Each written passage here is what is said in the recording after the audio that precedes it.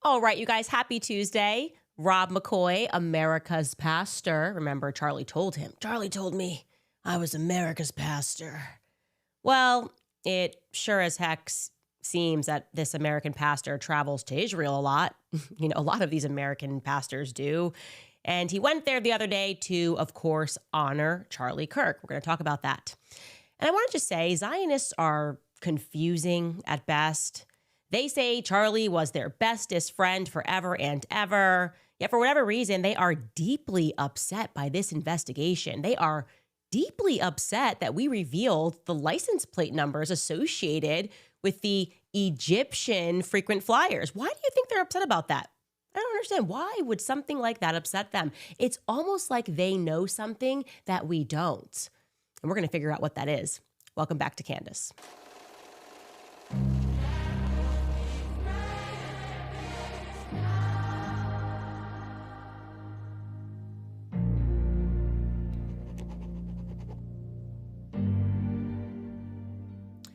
So a couple of housekeeping items to start. My sister is an accountant. She hit me up this morning and she told me that actually the filing deadline, if you filed for an extension, which we can assume Turning Point did, was November 15th for this year.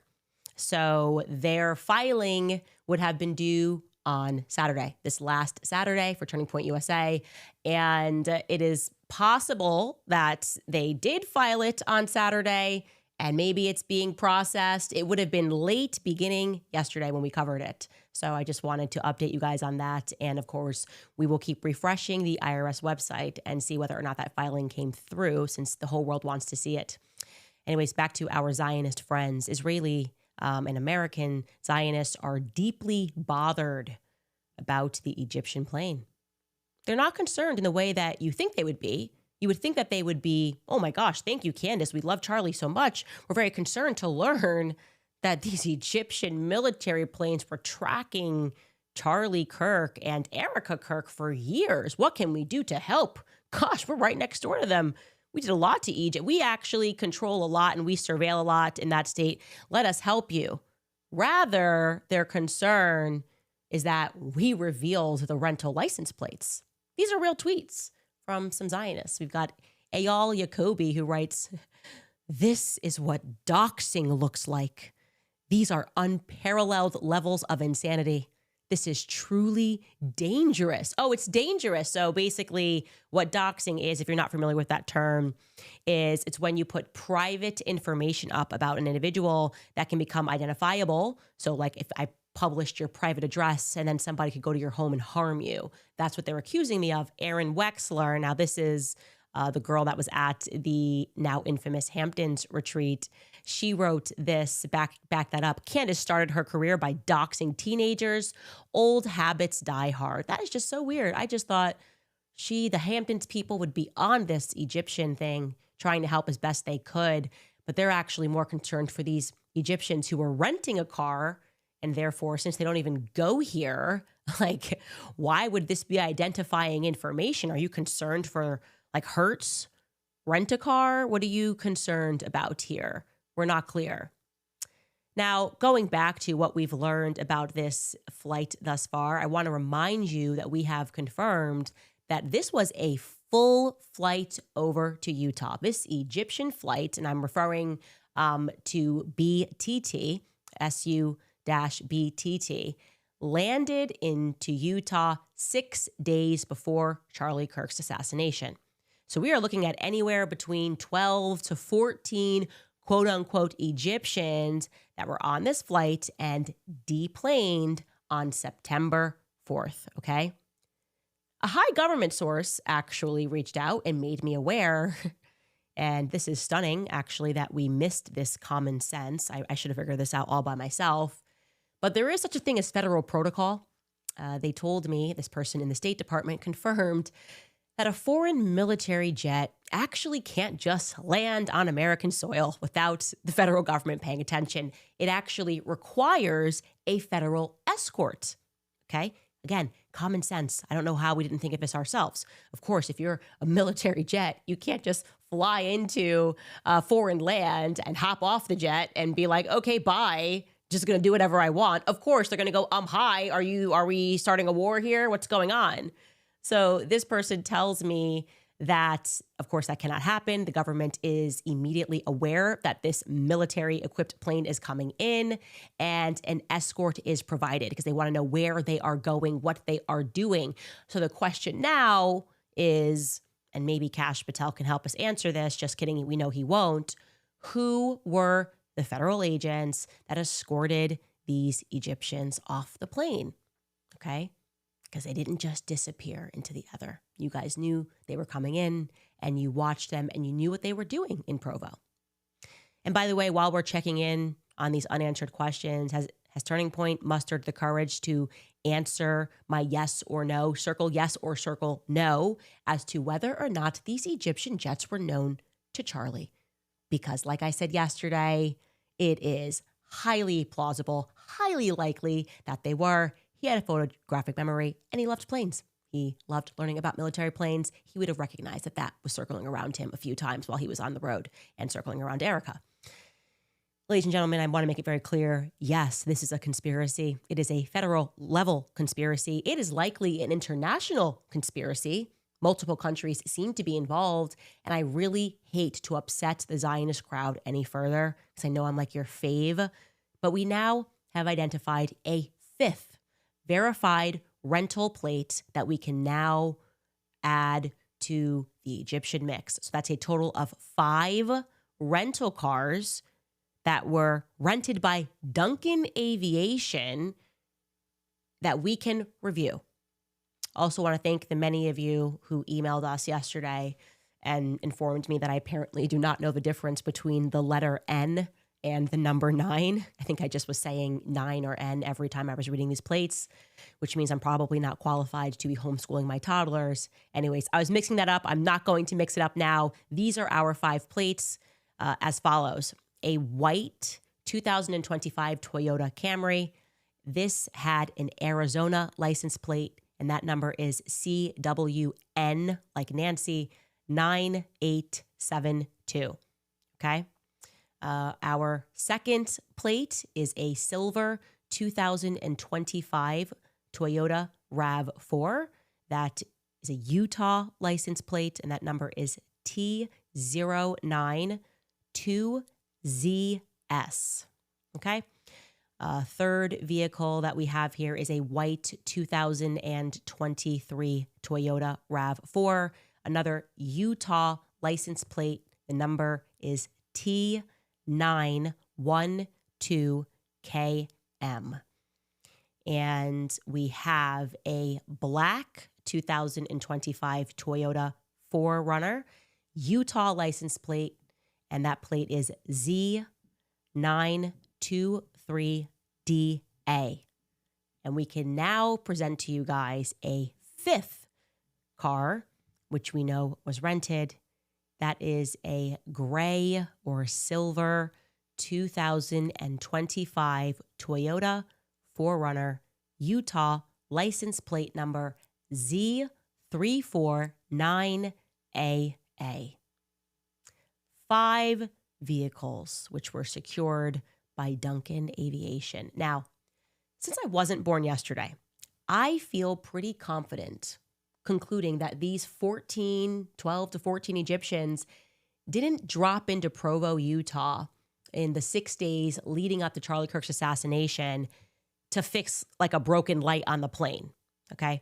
Again, my source there is me not being born yesterday. It's just not how it works. You cannot just get something very quickly fixed in a couple of days and be on your way. And like I said, they weren't even on the plane on the way out. They waited for that anchor plane, SUBND, the other Egyptian military plane, to take them back home. So what are we looking at here? What exactly were these Egyptians with the federal escorts doing on the day of Charlie Kirk's assassination? Well, in terms of some potentially interesting leads, many of you guys actually noted to us that the cars that were in the driveway in the now infamous footage of the alleged shooter, right, which was somehow distributed by TMZ, we don't know how that happened, should probably be investigated further because that's a lot of cars in the driveway. And obviously, every image that we have is blurred. Okay, it seems like we just can't get a clear image at all in this story. And so we cannot, it's impossible to discern anything. But it's therefore possible that some of those cars that we are looking at could be the rented vehicles, right? Maybe the one parked on the right there is the Toyota RAV4. Maybe the two that look similar, one that's dark, one that's lighter. Could that be the gray and the black 4Runner? I don't know, but that could be compelling. That would be something that perhaps Joe, Kent, and Tulsi Gabbard, who are warring, or at least that's what the press said, warring with the FBI or warring with Kash Patel, could look into. Because this is Egyptian, okay? This is Egyptian. And I also want to add here something that I have always suspected that makes perfect sense to me, which would be the reason that UVU has denied every request, not just to release footage of the day of the assassination, but also to release footage of the days leading up to the assassination. Why? I think it's because the footage that we have seen, right, was recorded before September 10th. I always felt that in my gut. I always felt it was a distraction. The person in the staircase, walking across the street in two different outfits. I just felt that some of this footage was recorded in the days leading up, okay? And now that we know that those Egyptian planes came in 6 days before, 6 days before Charlie's assassination, it's possible that they could have staged some of that, which they eventually edited maybe a bit and released it to TMZ in that time frame. What we do know factually, and we don't have to surmise, is that there were eyewitness accounts. You may have lost. Obviously, a lot of stuff came out immediately. But what got lost in the fold was that there were eyewitness accounts of people having seen someone on that roof in the week before the shooting. This got buried in the press. There were students and allegedly a professor who reported seeing someone on the roof a week earlier. And I think we should try to track down these students. Of course, CNN, which ran this article, which I can show you here, didn't include their names, but here is the article. You can see it was published the day after the assassination, and it reads, Utah Valley University student recalls seeing man walking on or near the Lazi Center roof twice in 2 weeks. And from that article, it says, the student says that he last saw the person on the roof last Wednesday at noon, a week before the shooting. He told CNN that he reported his observations to the FBI tip line after the shooting, but he has not heard back.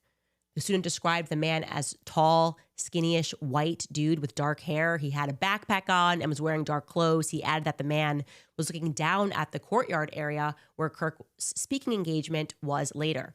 Okay, now here's what I did. I dug through all of our emails once I realized this and went, okay, maybe there's something here. We should probably look a little further into this. Let's leave no stone unturned. And I found actually that one of you guys had sent me a tip a while ago about this, and you had captured that recording. And I'm going to let you listen to this person's testimony. This is, by the way, taken on September 11th. So this is a day after the shooting. We didn't have much details a day after the shooting. And this individual is a student that is being interviewed by another student about what he observed in the aftermath. So I think it's about a 3-minute recording. Let's listen to this observation because it could be important. Do you think it was last Tuesday or last Wednesday? And recount the first time meeting him and recount the second time meeting him, what you remember. Do you remember what time of day it was? Mid-afternoon, yeah, I guess I don't remember the exact day. I know at least the second time was last week, either Tuesday or Wednesday. Yeah. So last Tuesday and Wednesday, but they were on separate days. They were separate days. Okay. It may have been both last week, Tuesday and Wednesday. One of them might have been the week before Thursday or something. But, yeah, like I said, it wasn't memorable or significant enough at the moment for me to really remember. What did he look like? Skinny, tallish white guy.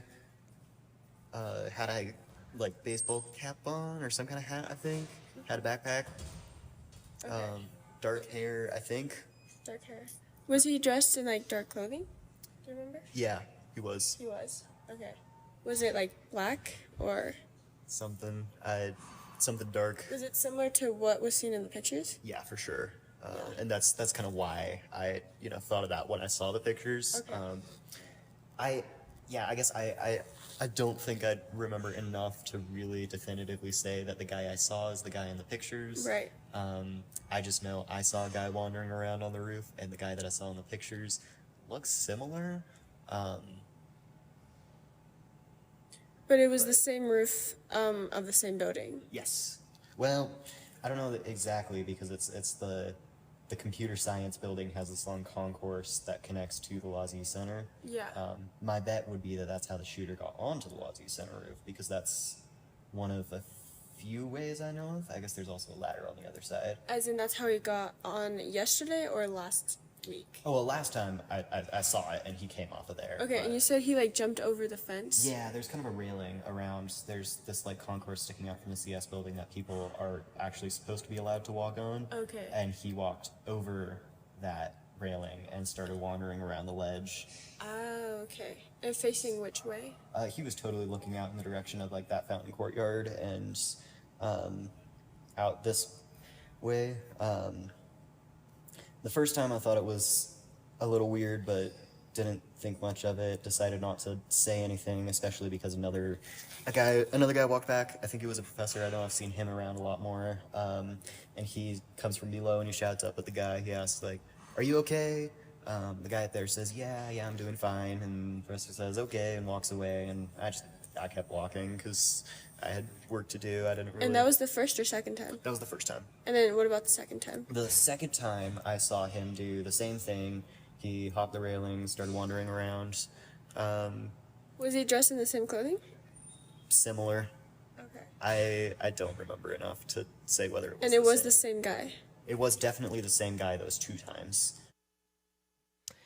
Okay, so we were able to figure out who the student was. I don't know why CNN declined to publish his name, but I was able to figure out who the student was, and I'm going to chase down this lead, and I want to open up that possibility because it is a possibility that the stairwell photo and the footage that we have seen of the shooter was actually recorded before the assassination. Of course, that's a possibility in the absence of quite literally anything verifiable that the feds have given us. Everything is therefore a possibility.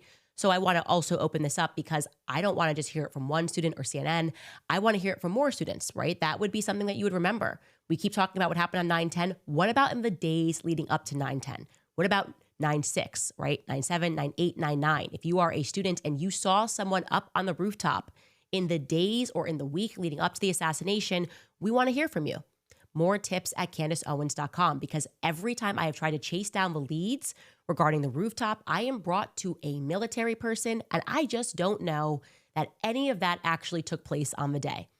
And I think that's why they won't release any more footage. There should be multiple angles, right? If this all happened on 9/10, there would have been multiple angles, and they sure as hell would have released it in the middle of a manhunt. When you thought that he could kill other people, you would have released more footage. And they're not doing that, which means they're hiding something. And the something that they could be hiding could be nothing. It could be nothing that happened on that rooftop. Also, want to add on here that regarding the white RAV4, we got a lot of emails from the public that have noted that there appears to be what might be a RAV4 in every available footage that we have been provided by of the shooter. So we've only seen 4 pieces of footage of the alleged shooter. One, of course, of him walking in front of, I think this was the house that Phil Lyman was at. Yes, that's what we just discussed. That sure as heck could be a white RAV4. The second piece of footage being the TMZ released footage of somebody else in the neighborhood of him walking. Yep, that sure as heck could also be a RAV4. Footage number 3 is the footage of the alleged shooter pulling out in the parking lot, which was provided by Ryan Matta, that he chased down. Yep, that also could be a RAV4. And also, of course, the footage where he allegedly jumps off the rooftop. Many of you said it looked like there was a RAV4 pulling up. Look, yes, all of it's possible. Is it also possible that this is just a coincidence? Yes, it could be a coincidence. It also could be a conspiracy. we have to explore every lead because the feds are not. They are implicated in this cover up. And this is how investigations work. You chase down theories, you posit theories, you chase down those theories, and you are open to being proven wrong. So that's what we have for you guys. Also, going to have a major scoop tomorrow about what's happening on the inside of Turning Point USA. I just want to triple, quadruple confirm, but we need to focus our attention on each and every plane that arrived in the aftermath of Charlie being shot. The planes that took off and arrived. I brought up one plane to you. We were able to determine that that plane that departed Scottsdale at 8 local time and landed at about 10 a.m. local time into Provo was owned by a Turning Point USA donor, T.W. Lewis. Actually, Turning Point USA is featured on T.W. Lewis's foundation website as something, as someone that they fund. I'd like to know who was on that plane. That's interesting to me.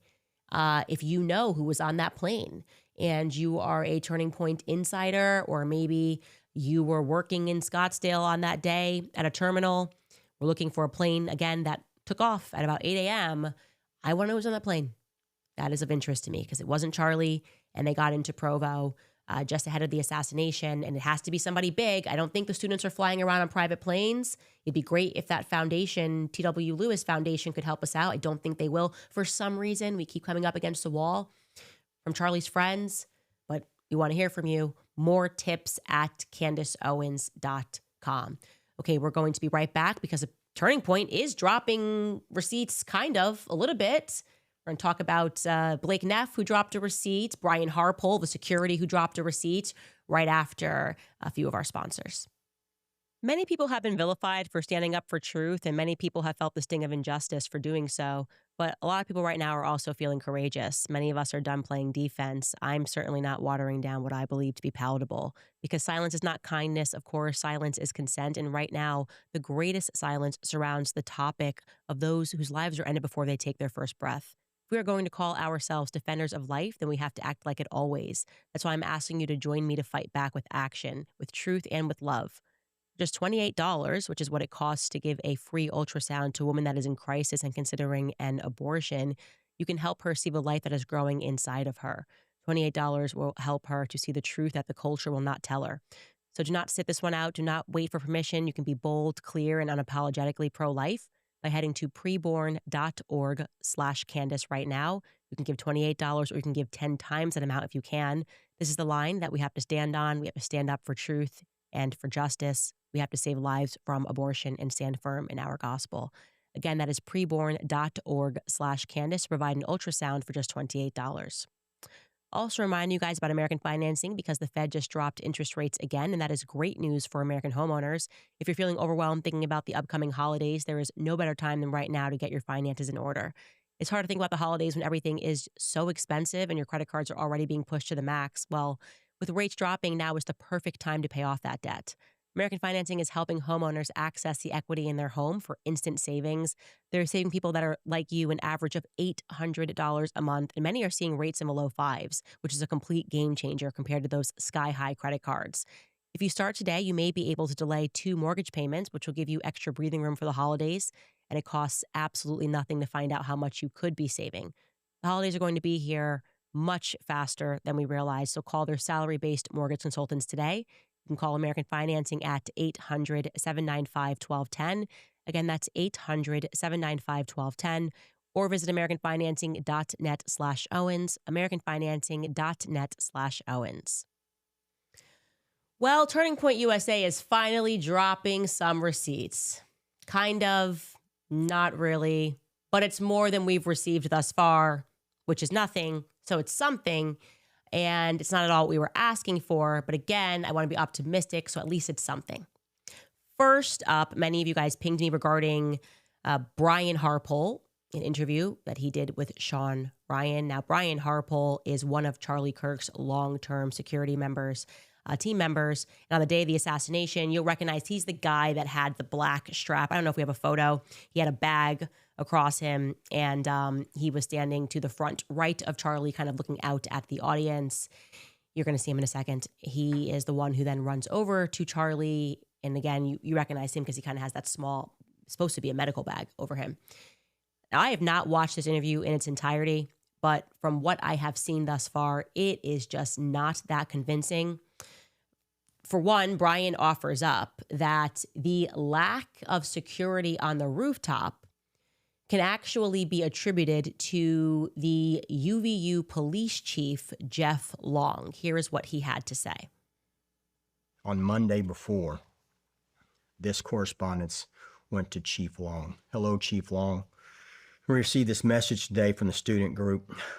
There is a student roof access pretty close to where CK will be set up at the Utah Valley. The Sorensen Center has a couple of staircases that go up to walkways on the roofs. He comes back, and for edification, the Sorensen Center was the building in front of the Lucy Center. And so he comes back and he says, you want access to the roof. And came back and said, I was told students have access above us. If this is true, it would be nice to either have it controlled access or allow one of my guys to be there as well, if possible. He comes back, and his last correspondence was, I got you covered.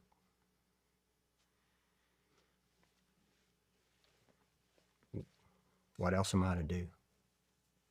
When a command level person from an accredited police department says, I've got this area. Jeez. Please pick me. Okay. When you're like in school and you got to hold your hand up because you really want a teacher to see you. I have an answer for what else you could have done. You could have followed up because it's your job and Charlie paid you millions of dollars not to pass the buck. No. Also, you asked the police chief an either or question. And I'm just kind of like trying to understand the basic construct of sentences. He said, got you covered. What does that mean? It was an either or question. Either provide us access or get somebody up there. Got you covered means what? No follow-up? That's it? Millions and millions of dollars on his security annually. And you just said, hey, a student told us that there's a rooftop and it would be good if we could have access to it, or if one of your guys could secure, got you covered. That's it. That's what Charlie was paying for. That's obviously absurd. That is not an answer that should be accepted by anyone. I am not blown away by that. I'm not going, oh, this is UVU's fault. Okay. By the way, Jeff Long also has a very extensive military career. I obviously have been very clear that I believe that this was a military level assassination. Everyone on the ground that day, every witness for some reason, this is not a military academy, but everybody that we can speak to that's somehow involved has an extensive military background. I'm not interested in Jeff Long's participation in this, but Brian Harpole sort of laments the fact that he won't speak up and people are losing their jobs. On the basis of that answer, you should all be fired. Just on the basis of that answer, you didn't have it within you to go, let me follow up and make sure that's been secured because that's my job. Let me walk the path and see. The fact that a student told you and you didn't know that, shouldn't you have told the student? You shouldn't you have said to the student, hey, we're looking at a map because it's amazing. It's 2025 and there's this thing called Google Maps. So we're actually looking at a map and we see where Charlie's going to sit and we're wondering about this roof. Could you let us know how we're supposed to access that? Why is the student and the chief leading the charge and not you when you are paid for executive level security? It is an unacceptable answer. Look, I've worked with Brian, nice guy. That's a ridiculous answer. He should be fired. And I'm going to guess he's not going to be, but he should be fired. Of course, he should be fired. Elsewhere in the interview, he responds to the question of why they didn't at least have drone coverage on that day since they have flown drones, many drones, at TPUSA events in the past. Here's his answer to that. In your coordination with UVU, I mean, did they offer any assistance, anything at all? Yeah. Did you ask them of anything? Absolutely. So we come in and we start looking at things immediately like, man, where are our risks? You know, what's our risk assessment when we come in? That's why we get there. That's why we start doing the advance so early. We walk it, you know, we build it ourselves. And so initially, I spent thousands of dollars on drones last year and got the guy's license. But if the area lies in the Provo, Utah airspace, I can't fly it. That's a 107B. We can't break the rules, right? And then you had secondary restrictions, probably due to heavy foot traffic for the school, but I can't go in and break the rules. There's laws for a reason. And so now the school could have flown drones, the PD, but they didn't have them, right? But Orem PD has a drone unit active and professional, and that police department, I will tell you right now, is awesome. They get it. They were there. They helped both on the soft side and the hard side. And so I started asking questions like, you guys have a drone unit? Yeah, good. Do you have an MOU or a mutual aid agreement with the school? And they're like, yeah. I said, did they call you and ask for assistance? No. I'm like, why wouldn't you call? Well, I think that's your job. Like, am I crazy? Or is that his job?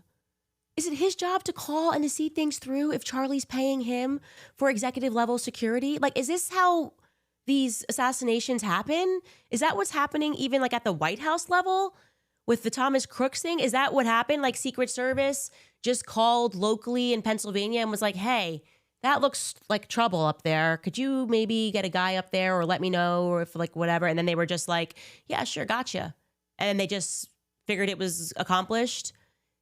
I don't accept any of that. You shouldn't accept any of that, nor do I find him to be convincing, right? The vibe I'm getting from that interview is dishonesty, okay? I'd like to see more of your conversation, not this screenshot that doesn't prove anything other than that you started a conversation about the rooftop, that you were aware there was an open rooftop and didn't follow up in some measure.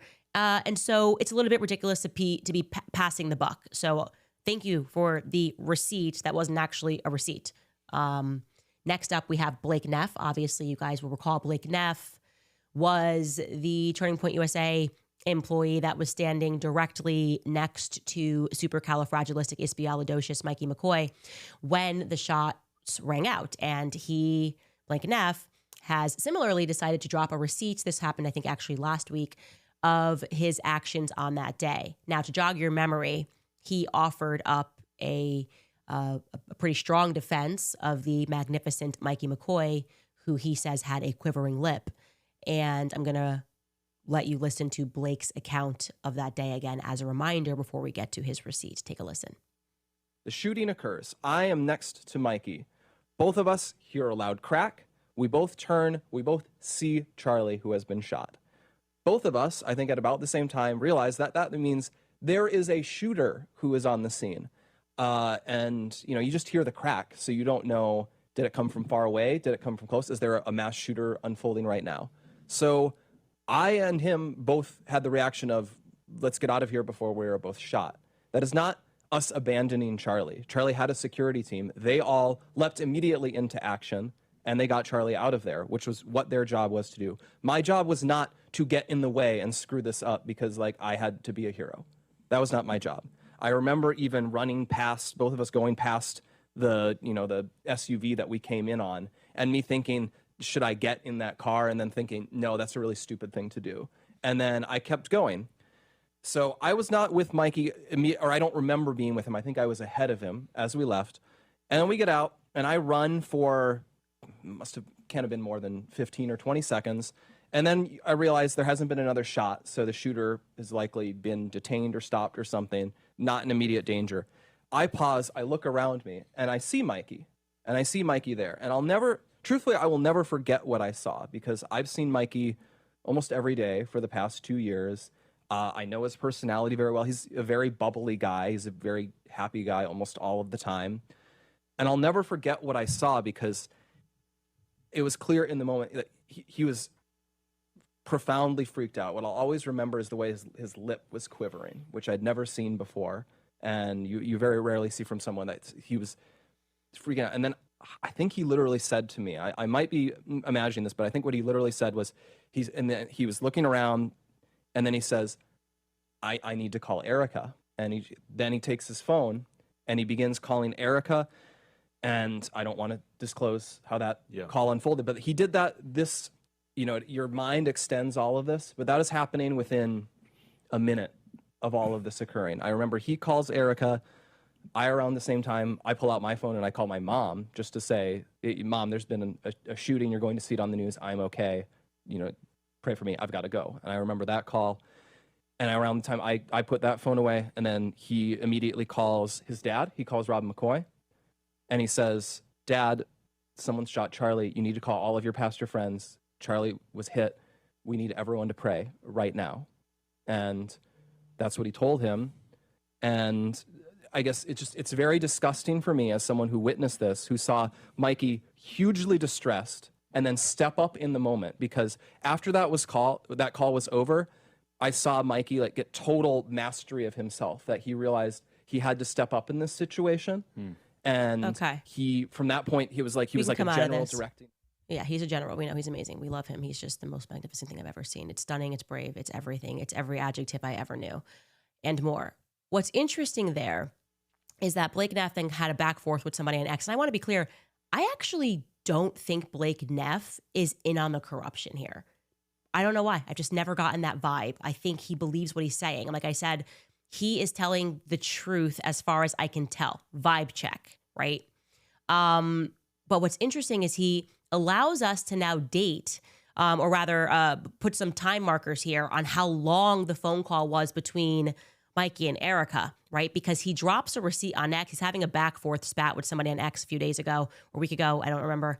And he decides to drop his call log with his mom, or rather a screenshot of the call that he had with his mom. Now remember, Blake is in Arizona now, so this is going to say 11:24. It's supposed to be obviously 12:24 Utah time. We can show you that. You can see he calls his mom, and the call is 45 seconds long, and the call begins at 11:24.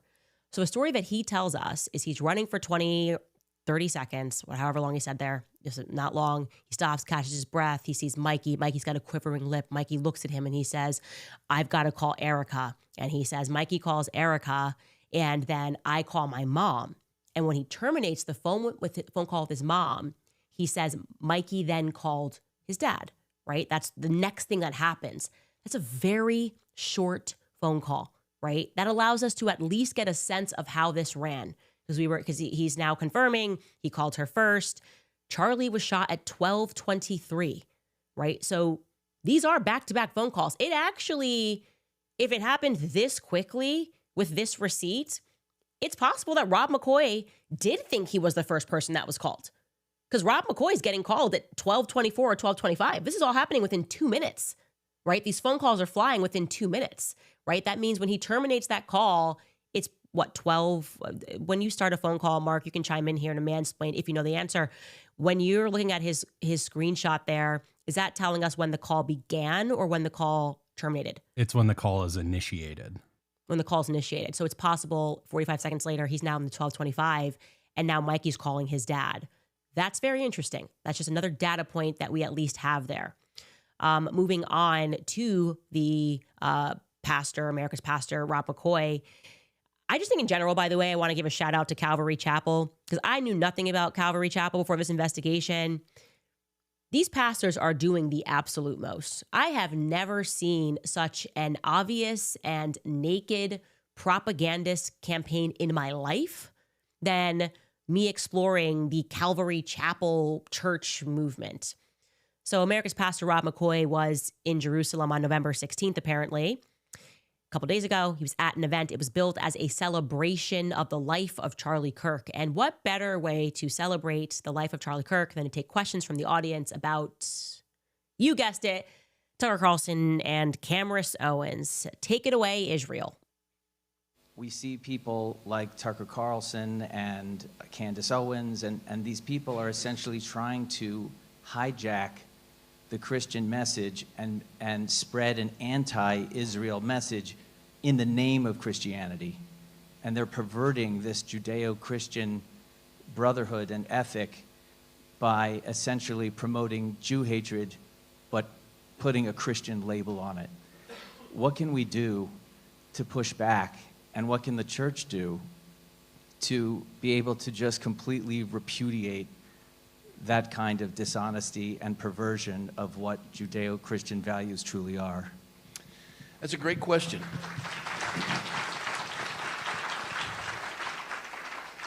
We've gotten into this situation with that generation of young people because they have all been raised by Caesar, and we're wondering why they become Romans. We have abdicated our public school system to secularism. And it's the red-green revolution, where you take away with secularism the moral foundation, and then you come in with whether it be Islam or ethno-nationalism, because we've gone through critical race theory, diversity, equity, and inclusion. We've taken white males and put them at the bottom of the totem pole. We've mocked them and embraced the stupidity, and now we're upset that they feel as though they've been, relegated to obscurity, and now they're signing on with these awful directions in life. So it's interesting to think about them discussing how we need to be re-educated again, kind of like the Robert Maxwell campaign, like we had to have the Holocaust education. And I want you to imagine a world where Calvary Chapel churches get to decide how we're educated, because somebody sent me an actual magazine that they have. Again, I'm new to the Calvary Chapel thing that's happening. I knew they were behind a lot of the attacks against me and Tucker Carlson this year, but I hadn't realized that how, like I said, naked and propagandist this is. This is this month's issue of Calvary Chapel magazine. Apparently they have their own magazine, and this is not parody. This is Judeo-Christianity. This is the cover of Calvary Chapel magazine from this month, and it says, "Stand with Israel." It tells the story of surfer to shepherd. I guess that's somebody's story. And then you have there a subtitle. I guess we're going to be able to read this article in there. "Why Jews Are Hated." You go to your church on Sunday, and this is what they are handing out. Now, the person who sent me this then showed me what was inside, which is even more amazing. Here we go. Here we are learning about Christianity. Oh, actually, it's a photo of IDF soldiers wearing yarmulkes coming home. And it has a quotation here that said, "God began to paint a prophetic portrait of the Messiah." I just want to know how this happened, I guess. I don't know. I was asleep. I didn't know this was going on. I didn't understand that this is, they have so many mega churches everywhere across America.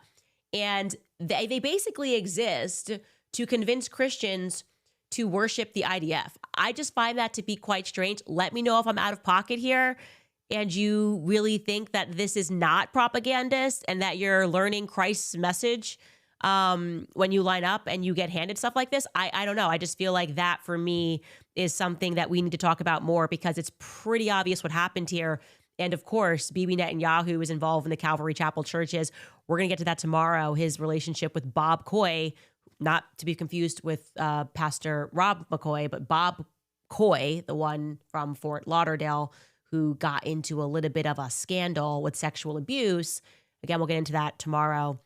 Before we get into comments, when we get into comments, rather, I'm going to tell you, finally answer that question, that lingering question when I told you I would find out what was the name of the donor that similarly freaked out and spazzed out when Charlie let Tucker Carlson speak on stage and took $1 million away from Charlie.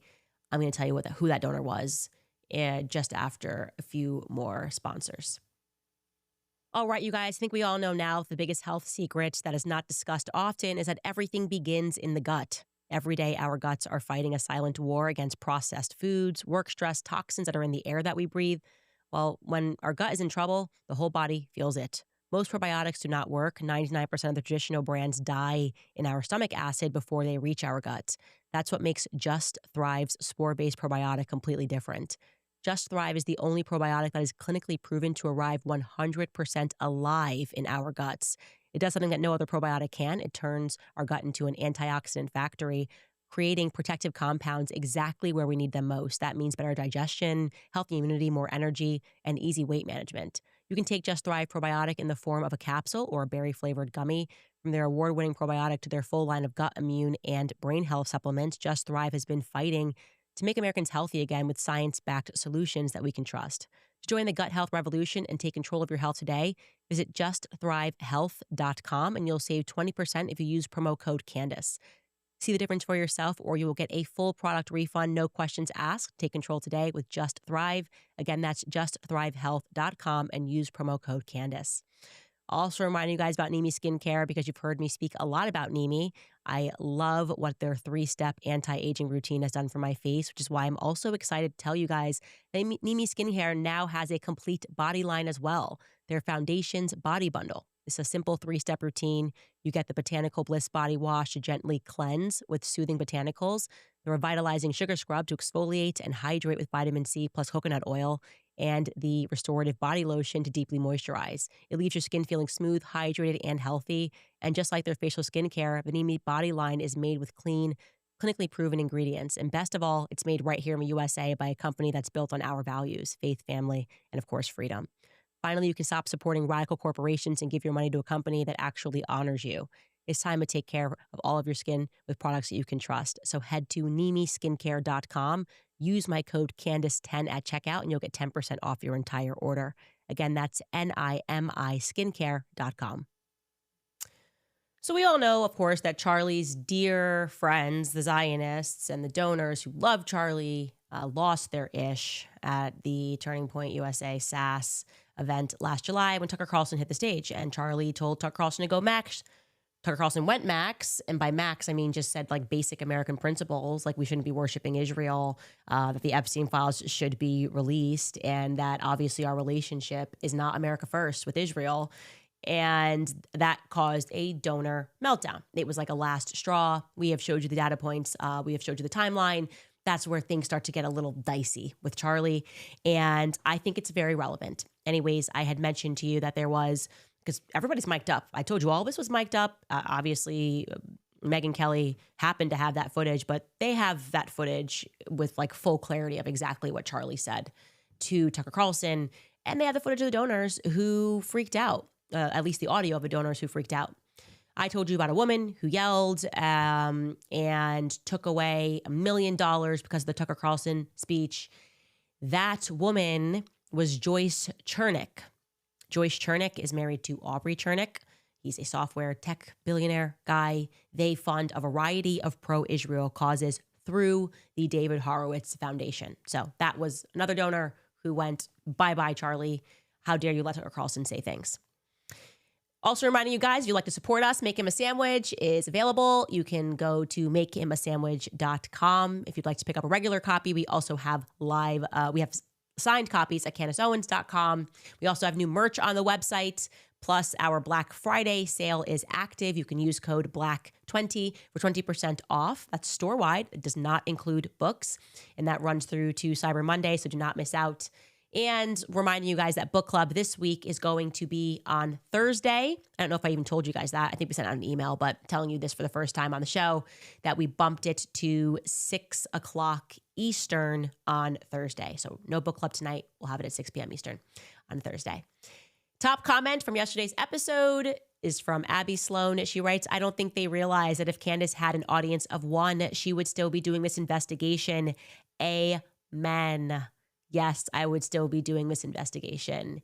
And sometimes these investigations do have to be done with an audience of 1. Definitely a lot of times in the past, before people were more dialed in to the fact that there is something tremendously evil going on in this country.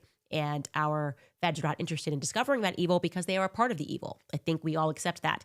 Not just in this country, worldwide, right? There's something about the Charlie Kirk assassination that we spiritually already recognize has international implications. That's very clear. And it will become more clear in the coming weeks as I continue to roll out information. We don't do everything very quickly because this is a game of cat and mouse, and we need to know where the snakes are. We need to know where the rats are on the ship, and there are a lot of them. And we are getting closer. I think I can confirm to you guys that there is mass panic over this show. I guess they thought they were going to get away with it. They were hoping that they had successfully fostered this ADHD culture where people are just unable to pay attention to anything, right? Not even like a Netflix show can they pay attention to long term. So they were hoping, okay, we're going to do this thing at the Staples Center and then move on from it. And actually, it turns out the world is focused and they're locked in. And the feds are not going to get away with it. That is what I can say. They are not going to get away with it this time. Okay, getting into your comments today, Jennifer writes, it's official. I am a conspiracy theorist. Ask questions, seek the truth. Thank you, Candace. We don't know, but we know. Why follow Erica, who was on the planes? We're being lied to, and I don't like it. I am glad that CK has you to ask the right questions and get some answers. Yeah, I saw a lot of you guys in the chat asking why these particular planes were following Erica.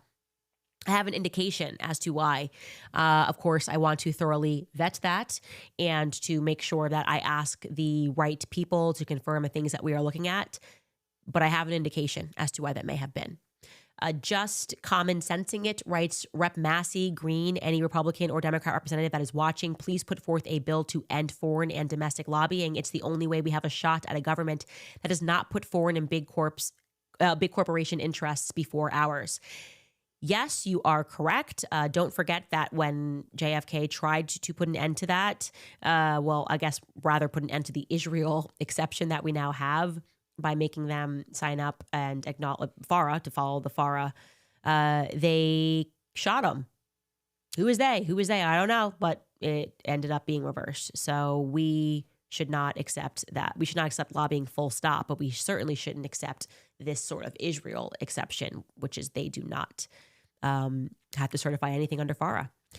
Obsessed Sports writes, if the planes are truly from the Egyptian government, would that mean their passengers and cargo would have diplomatic immunity and allow them to do illicit activities, espionage, weapons, trafficking, etc., without much oversight? You are on the right track. Certainly, there are a lot of implications with why this plane would be allowed in and the federal government would escort it, and then everyone would play dumb when Candace mentioned this flight being on the ground. It's interesting. Definitely more questions than answers, but we will have answers for you guys. Kayla Ferris writes, several people said there was a lot of vehicles at the home of the alleged shooter around the week before the shooting, right? That's another tip. You are correct, and I should explore that. They all said it was strange because they never had company over. You are absolutely correct, and I can try to hunt that down and see what I come up with for you guys tomorrow.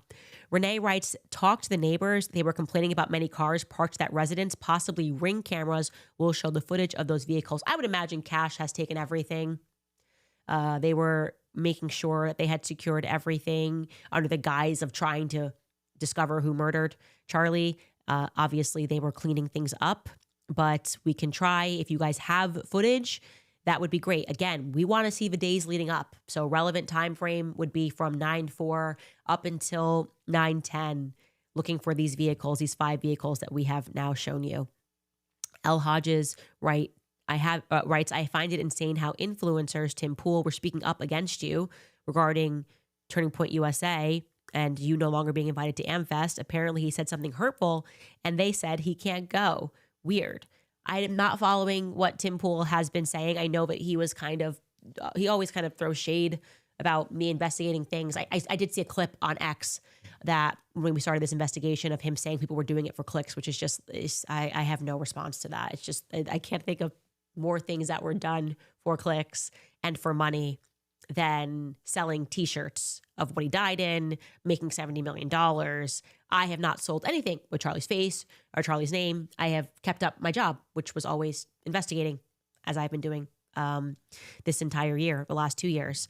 Authentically Magnetic writes, wild how Candace stays 10 steps ahead while everyone else is still reacting to yesterday's news. And I can't win with these people. They say I have no proof and I present proof and they accuse me of doxing. They say I have no proof and then I drop the text messages and they're like, how dare you share the private text messages? They're just lying. They are lying and I am telling the truth.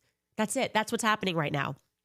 Twins versus Twins writes, can we get a book that is not signed? Yes. MakeHimASandwich.com has the unsigned books.